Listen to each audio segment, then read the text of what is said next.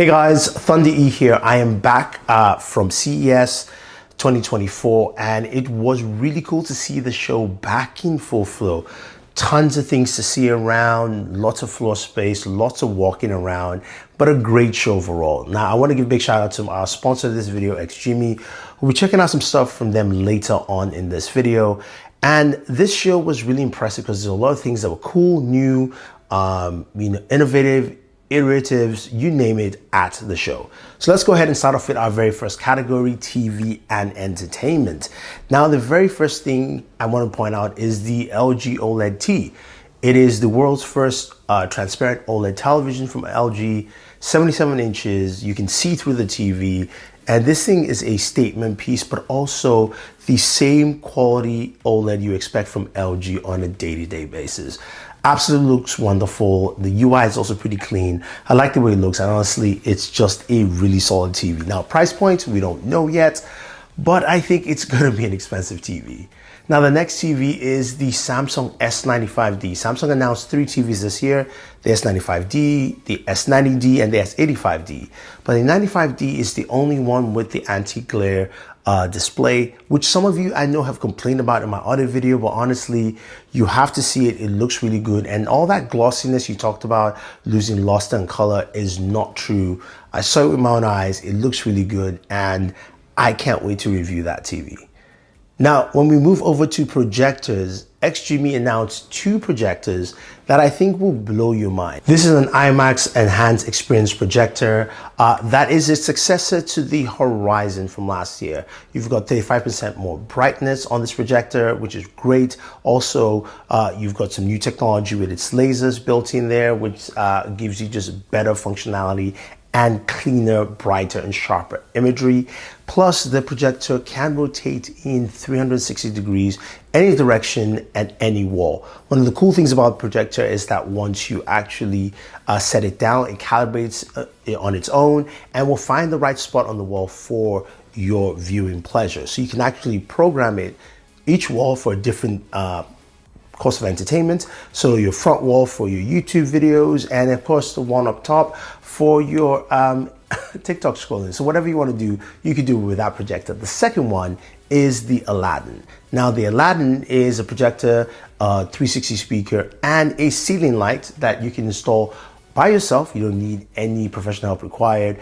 And this is that one-stop solution that is great for small apartments, little studios, and I think a lot of people like it. Now, the Aladdin should be coming out in a couple of months in Japan first, and the Horizon Max coming out later on this year, priced under $3,000. And if it's anything like the Horizon last year, I can't wait to actually check it out. Now, this is not a best of CES, but honestly, this year there were robot lawnmowers everywhere. Everybody had one. Everywhere I walked around, I could see a robot lawnmower. And it was interesting to see because, you know, the robot vacuum is something that has kind of matured a little bit more this year. Some great features, but lawnmowers are the new thing. I didn't get to check any of them out, but I just want to put that out there that you're going to be seeing a lot of that kind of content, I'm sure, on YouTube this year as we move down the line. Now, another big winner this year is Intel. Intel as a whole came out swinging with their Meteor Lake processor, but there were a lot of devices that showcased this processor across the board. ASUS had the Zen Screen Fold OLED. This is a 17-inch OLED display that folds, looks really slick.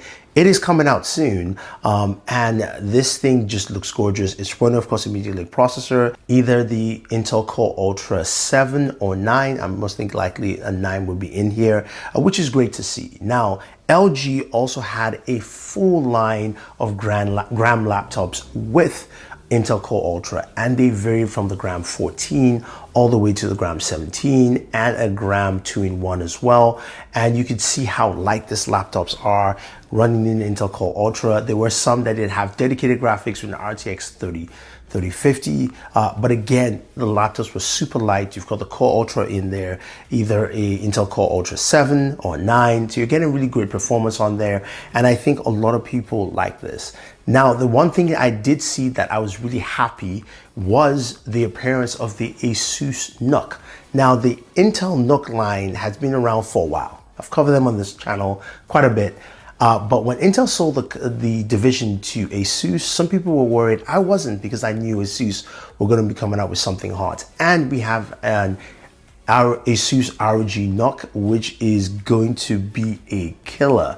This comes with an Intel Core Ultra chipset, Core Ultra 9, and can go all the way to a 4070 graphics card. It's the mobile chipset in there. It's very compact in nature, but you've got enough space for cooling and some really great performance, especially while gaming. So I can't wait to get that in and doing some gaming on the ASUS ROG NUC. Now, the final thing from Intel that I really did like, and trust me, there were a ton of other devices out there, was the MSI Claw. This is the first portable PC gaming handheld that has an Intel processor in there, at least modern one, with an Intel Core Ultra 9 in there. It's great to see this chipset, with an Intel Core Ultra 7, it's great to see. The MSI Claw kind of looks like the ASUS ROG Ally, although they talked about dual cooling fans in there. And also you should expect better graphical performance with the Intel Arc GPU in the MSI Claw. So that would be interesting to see. Hopefully we get it soon. Pricing starts at $699 and goes up. So I can't wait to check it out, but you know, more gaming handhelds, the better for me. Now, AMD is not left out of all this fun. They do have something really cool in the ASUS ROG Zephyrus G14.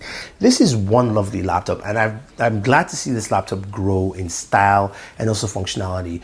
It's got the new Ryzen 8000 chipset in there. Of course, you can go up to a 4070, 80 graphics card. That's not the issue in there. The build quality is nice. The keyboard travel is good. It looks really good. This is one of the best gaming laptops on the go for the last couple of years, and the design language change is nice.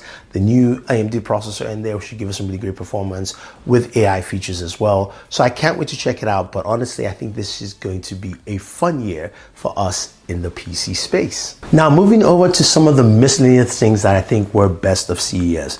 I'm going to call out one from my good friend Michael Fisher, Clicks. Now, some of you might say, well, he's your buddy, that's probably why you're putting it up here. No, not really, because I did have some apprehensions when I first saw the announcements, but I really wanted to give it that chance to try out the device. So Clicks is a case keyboard attachment that you can connect to your smartphone.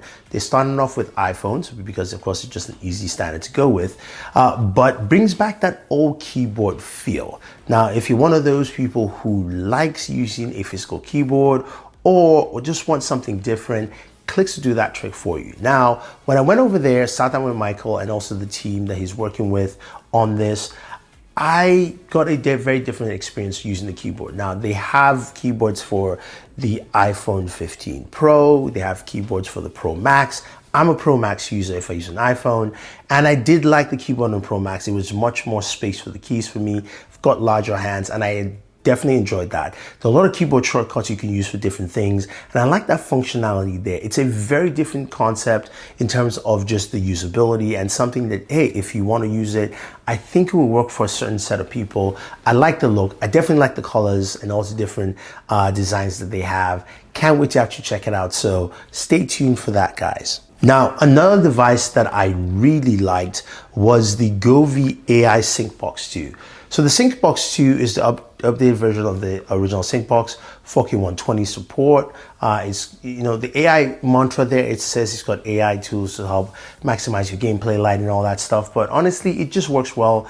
I don't really think it's AI, but I like the fact that it functions well for your games. They do work with a couple of games right now, about 7 or 8 games, with Apex being included. There's no Warzone yet, but that will bring your gameplay to just a better visual representation and also a more enjoyable concept. So that is something to check out. I'm sure they will have it up on their website pretty soon, but the Govee AI SyncBox 2 was pretty interesting. Sticking to that whole gaming flair and also just PCs in general, Thermaltake had something pretty interesting with their SWA fan. So basically, I walked into the Thermaltake booth and I found these fans they have, and something I've been dying for years.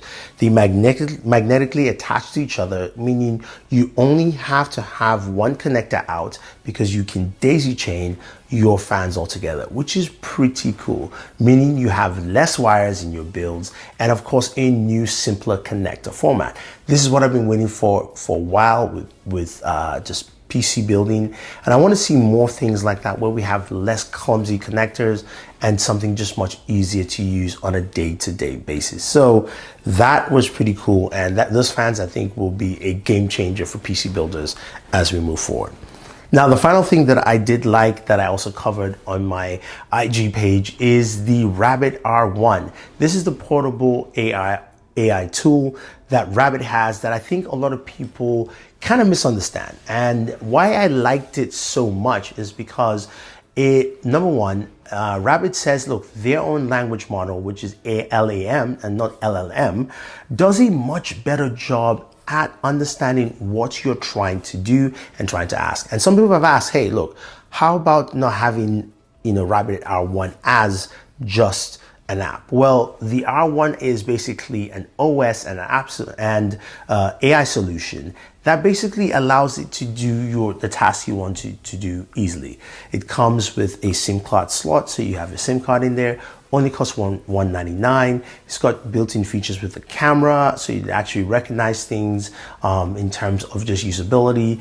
But one of the things I loved about it was the fact that it recognized a lot of the prompts without stopping. So you could have more conversational asks, whether you wanted it to book a hotel, travel for you. You could add all that into one sentence and make it easy and straight to go. So it's something that I definitely want to see how it works, but that price point is very inviting just to check out something fresh and different.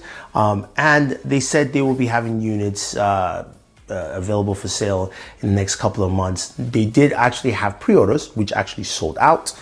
10,000 units, so that's actually pretty crazy that people are interested.